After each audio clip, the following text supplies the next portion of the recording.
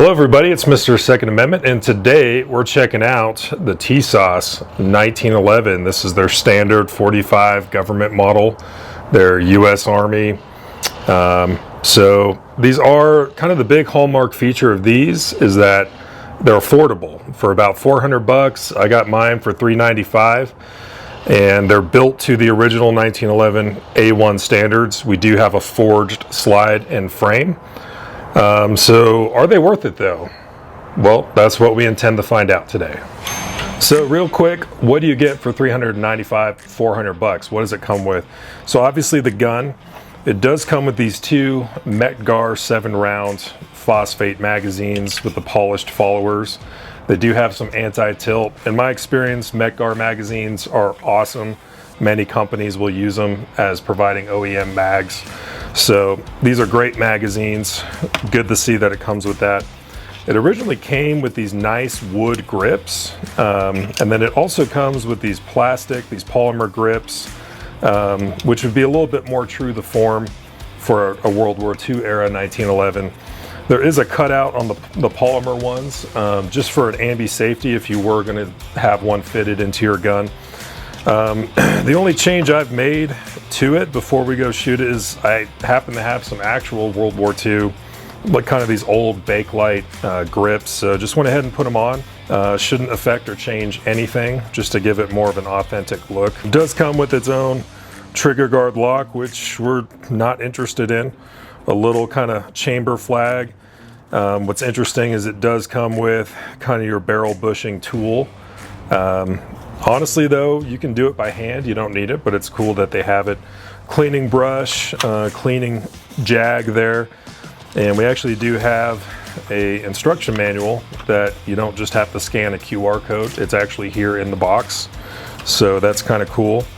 And it comes in this polymer case, kind of this plastic case that you can lock on both sides. So overall, between the gun, the fit and finish, what we're looking at right now, and everything it comes with for the price, so far I'm pretty excited about it, but we're gonna have to see how it shoots.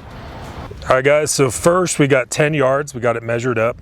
Sean and I are gonna be using our standard carry pistols. We're gonna do a 10-round group, benched, sandbagged, just so you can see how we are as shooters with guns that we typically shoot and carry all the time. Then we'll be moving to the Springfield 1911, and this one will just kind of get warmed up on the 1911, transitioning from our striker fired guns. And then lastly, we'll do a 10-round group as well with the Tisas 1911, and we'll see what we end up getting. So this is going to be an accuracy test first, and then we're going to start really testing it out.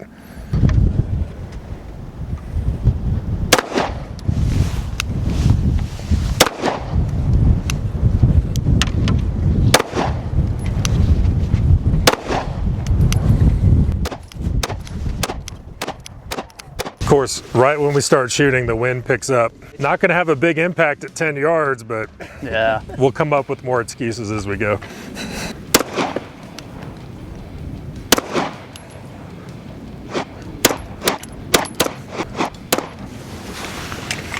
All right, I think we've determined that we both suck.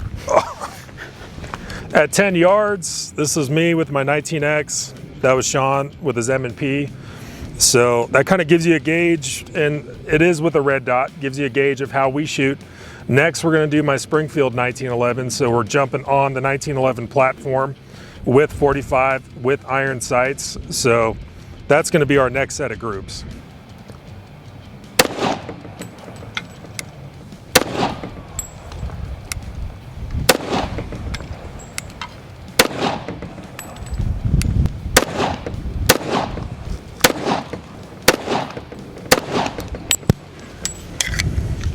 And we're using the Federal 230 grain full metal jacket right now.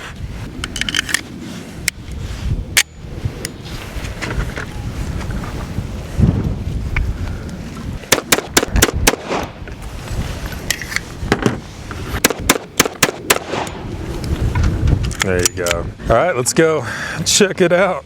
You can see how we did. That's my group. and that's Sean's. Where were you holding on yours with that front sight? The front sight, honestly, I was doing kind of like a combat. Like cutting it in half? Yeah, I was cutting it in half. I should have prepped you for that. That's what I was doing as well. So that 1911, you guys have seen on the channel since forever. I don't know how many rounds it has on it. That barrel, it spent 2 years as a rental gun at the gun range I worked at before I bought it, and I've shot a bunch through it. So still, that's the original barrel, and seems like it's okay. So now we're gonna try the Tisas and see what happens. For those who are not familiar with 1911A1 sights, you can see we just shot with the Springfield. This has some 3-dot tritium lamps in there. 1911A1, your standard issue, both the front and the rear sight, leaves a little bit more to be desired. They're pretty minimalistic sights. A lot of guys would paint the front sight. We just left it as it came from Tisas, so we'll see what we get. And I'm also going to cut it in half with the front sight.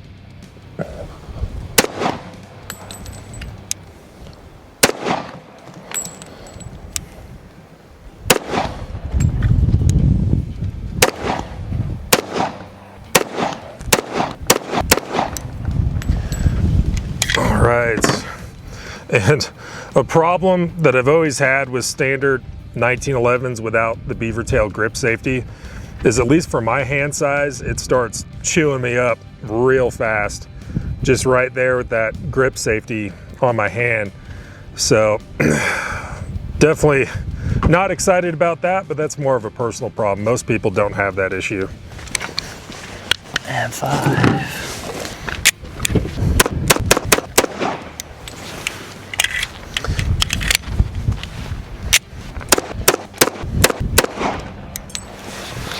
So you can see, again, right side was me, left side was Sean, and that was with our carry guns. That was with the Springfield 1911, and then that was with the Tisas just now. So we didn't have any reliability issues. Brass seemed to be ejecting above and to the right, and there's different things that can be done, tuning the ejector. There's only so much you can get done with that standard ejection port that's not lowered and flared. But at least my group was about 3 inches, and it's probably about 4.5, almost 5. At least seems like the accuracy can be there. We're gonna test other types of ammo. I don't know, it's shooting a little bit to the left. Yeah, that's the thing I noticed, especially, obviously Ryan's a lot better of a shot than me, as you could tell. I was holding dead center. I bet Ryan was too. Even Ryan, being a better shot than me, was coming a little to the left, and then me and not being as proficient as a shooter, you could see my grouping is a little bit to the left there. Not what I'd want, but good to know, and that's why we're out here. All right, so we repasted the targets. We marked with Sharpie previous holes. We're gonna leave the bottom. That's our Federal 230 grain full metal jacket. And then now on these sets of targets, we're gonna move to different types of ammo. Next up, we got the PMC, also 230 grain full metal jacket. So we'll just do the same thing, 5 rounds in each mag with a mag change. I was hoping my Boomery iPro was gonna give me, I don't know, better accuracy. I'm not sure if that's working out.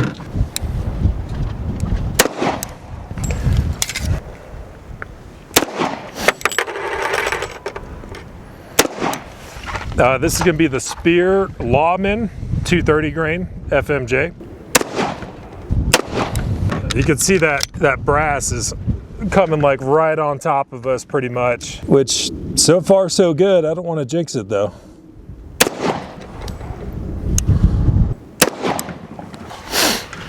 You can see what a standard grip safety on a 1911. Historically, it's always been an issue, so I brought a glove just for that reason. I think for future shooting, for the rest of this, I'm gonna put that glove on.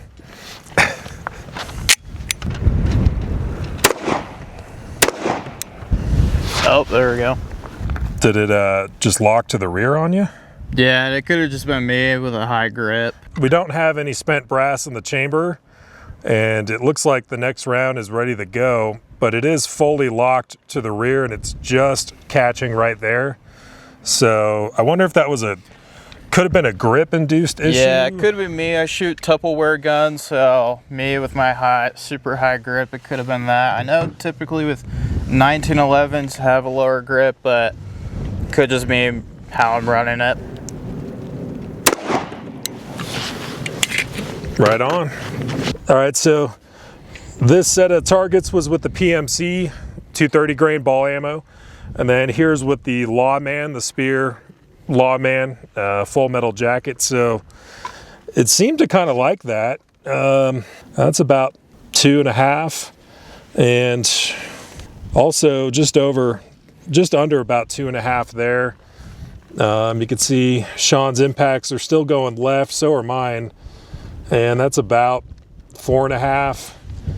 Might have had that flyer there, but about 3.5 and about 5.25 with that flyer. At least so far, we haven't had any reliability issues, minus that one hiccup, and it possibly could have been grip. How often or how much do you shoot 1911s? Before this, I think I've put 10 rounds through a 1911. Wow, we're getting used to the gun. Yeah. And I have a background in shooting them. I just don't shoot them very often as much anymore. We'll reset the targets and then we'll go through the last of our full metal jacket, and then we're going to start doing some jacketed hollow points. Again, typically the gun was made for full metal jacket, but it does have an opened up kind of barrel throat telling me it should accept some jacketed hollow points, so we'll see. All right, so we started with the Federal ball ammo, we moved to the PMC, and then the Lawman. Those are all 230 grain full metal jacket from those companies. Next, we're gonna do the SMB, their version of ball, and that'll kind of round out the last of our ball ammo testing. Then we're gonna move into, we got some Federal HydroShock 230 grain, the Hornady Critical Defense. That's their 185 grain, so recoil difference might be interesting. We got our Spear Gold Dot 230 grain. Federal Punch 230 grain, and we'll see in terms of reliability and accuracy how everything does. With the slight change that we're busting out the glove. I knew it was going to be a problem. There's kind of no way out.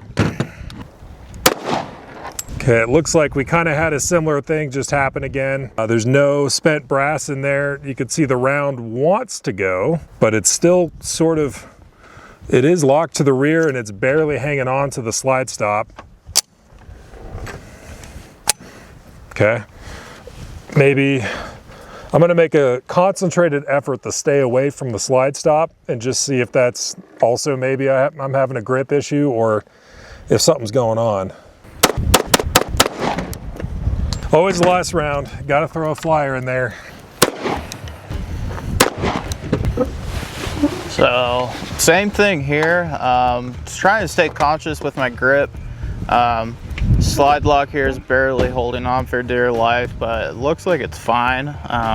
We'll see if we keep getting that problem or not.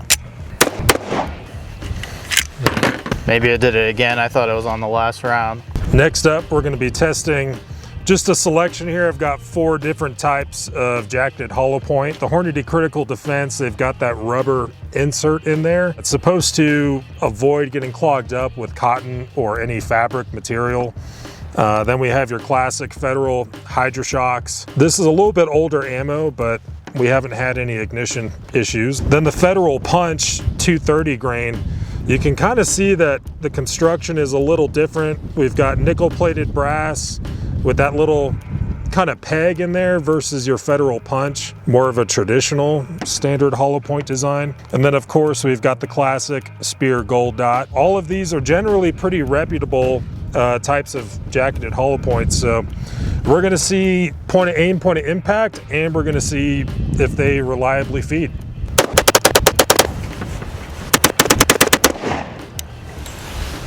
For the Federal HydroShocks, I don't have enough for Sean and I to do a 10-round group for this ammo. So we're just gonna do a 5-round group each on this type.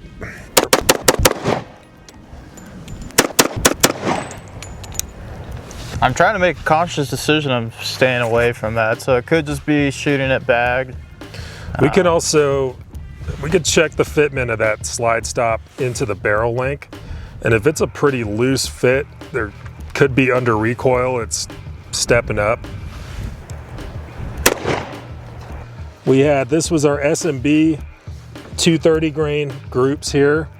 And then this was the Hornady critical defense with these middle groups. And then we have 5 rounds each of the old school Federal Hydra-Shocks. We're putting the front sight, we're cutting it like the middle of these sticker targets. So at least what that tells me is elevation seems to be fine. There's not really much you can do about elevation if it was horribly off. But windage, that's just a matter of drifting the rear sight. Obviously not something we can do or that we're gonna do out here in the field, but so far, if I actually was gonna load this up with defensive ammo, critical defense, both with a little bit less recoil, it's shooting more centrally, and that group seems adequate enough for sure. Let's finish up our last 2 types, and then we're gonna go wild with everything that's left. Oh, so we've encountered our first real malfunction that we can for sure say that it's the gun. So it looks like we had a failure to fully chamber that next round. So typically we could try hitting the back of the slide. Okay. Yeah, the gun is starting to get a little dirty. I don't know our overall round count. It's not an incredible amount, but it also is a brand new all steel gun. So we've got our last type of ammo that we're gonna shoot, at least for seated benched groups at 10 yards, as you've been seeing here. Spear Gold Dot is kind of your classic go-to long-standing law enforcement kind of duty rounds. And I'm interested to see how they group and how we do. At 10 yards, it looks like everything is still at least being effective enough for a man-sized torso target. But with the Federal Punch, the group was pretty good. I know I had 1 flyer on the Spear Gold Dot. Looks like we're still kind of impacting to the left over there.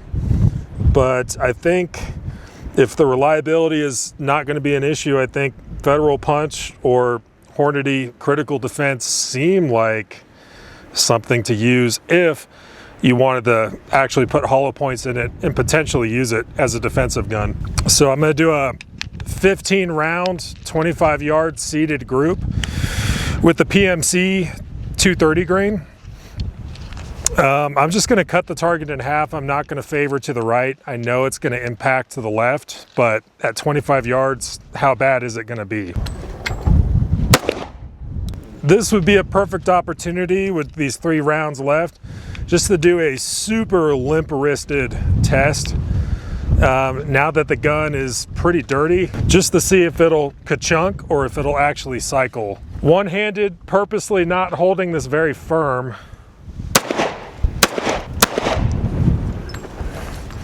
Yeah, still was fine. But let's see how we did at 25, and I think our shooting portion is probably done. How did that happen? It took a round, maybe that was during the limp wrist testing here. I was gonna measure the group, but 15 rounds, seated, 25 yards with ball ammo. This black circle is about 6 1/4 inches wide. So, you know, a little bit over the size of a fist, but especially with those really basic sights, I think that's good. Elevation looks like it finally leveled out. All that's gonna take, I just gotta drift that rear sight a little bit to the right, and I think it'll be shooting straight. All right, so we just got done with the Tisas 1911-45, 1911A1, the World War II iteration copy. How did it do? Well, as you guys saw, generally reliability was pretty good. Just got it out of the box, we shot it. We found that the groups were at closer ranges, 10 yards, a little high, but that seemed to level out about 25 yards. And in this case, it was shooting a little bit to the left. Thankfully, we don't have any crazy elevation problems. So I'm just gonna adjust that rear sight and make sure it's shooting straight. We should be good to go. Reliability, we did have some issues in terms of every now and then, at least on Sean, it was kind of locking itself to the rear. For me, once I made a concentrated effort to stay away from the slide stop, didn't seem to have any problems, at least for me after that. Fit and finish, everything is nice. It performed well. Ejection, for this kind of ejection port, everything seemed to be in order. I did have that one kind of issue with that 10-round magazine, but that one could be magazine related. We didn't shoot an incredible amount of ammunition today, but we shot enough to kind of see at a close look here, just a first look, how the gun is doing. And so far, for the price, with the 2 magazines and just the quality that I'm seeing so far, this is, I would consider this a pretty good buy.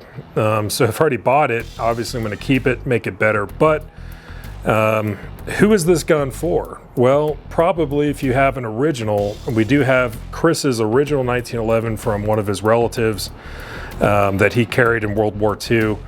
So you can see the B-roll coming in that we're comparing side by side an original Colt 1911A1 from World War II versus how this thing looks, and definitely it passes, you know, the 3 feet away test. So if you're a reenactor or you want to do some competition, you just want to have some fun, maybe you do have a relative's 1911, the actual thing, and you don't want to beat that up or put too much use on it, then you could buy something like this, which is very affordable. And for the results so far, I would say this is definitely a good buy. And I apologize, we forgot to put the 22 slide on there and do the Kimber test. I'm sure it would probably be fine. But this gun, I think, definitely deserves a follow-up.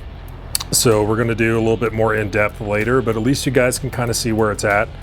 And especially shooting the ball ammo, which we figured would not be a big issue, but it was also shooting the jacketed hollow point ammo, the 4 different types we brought out, and it was doing it pretty well. So I think I'm gonna adjust the sight, clean it up. I think I'm gonna polish the frame and the barrel throat just to help enhance reliability. But I think this definitely deserves a follow-up. So thanks for watching.